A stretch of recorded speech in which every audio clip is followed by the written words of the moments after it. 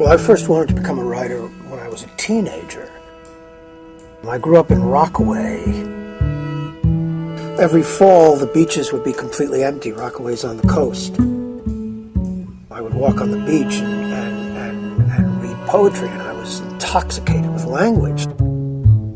I would read and feel the energy of the waves, and something got inside me, and I wanted to write.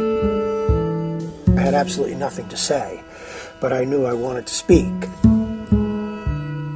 My father didn't approve of my being a writer. He used to look at me scribbling in my notebooks all the time with my little private, sullen adolescent self, and he would say, that and 20 cents, which I believe was what the subway fare was at the time, that and 20 cents will get you on the goddamn subway.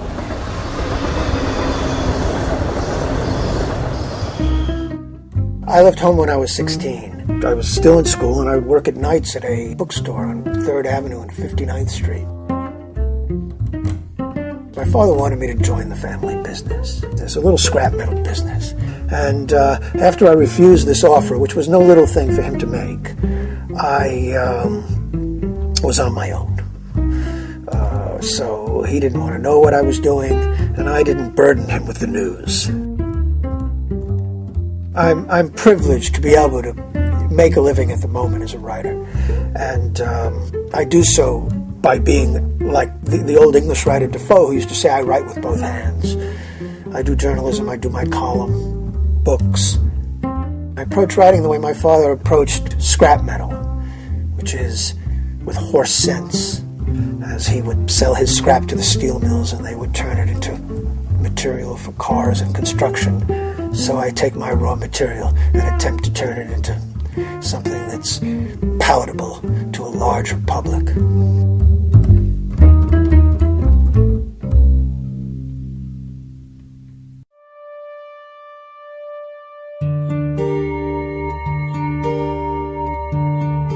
Hurry Down Sunshine is a book that took hold of me, rather than my taking hold of it.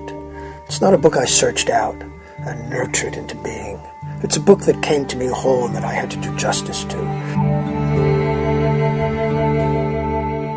When my daughter Sally was 15 years old, she had an astonishing, and what to us was completely unforeseen, crack-up.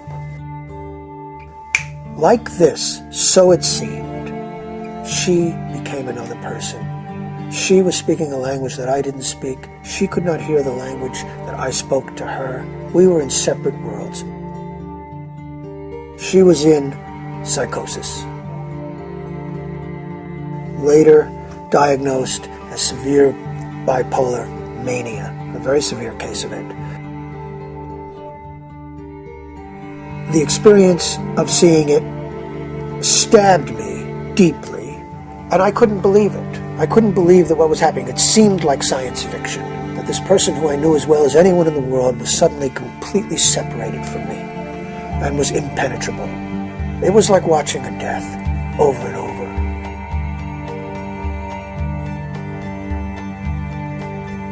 Hurry Down Sunshine begins with the moment of this crack-up, the moment of my realizing what had happened.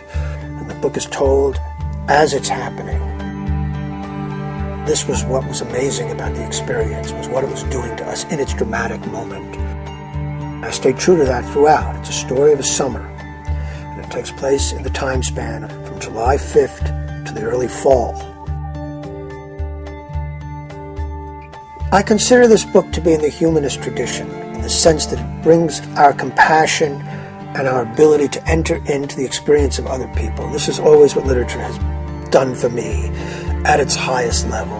And whether I do this or not is another story, but this is what I attempt to do, to explain everything as part of human frailty. All of us, not just my daughter's illness, but all of us as we go through it with her, through the storm of her illness, and through what was the most significant summer of my life and of hers.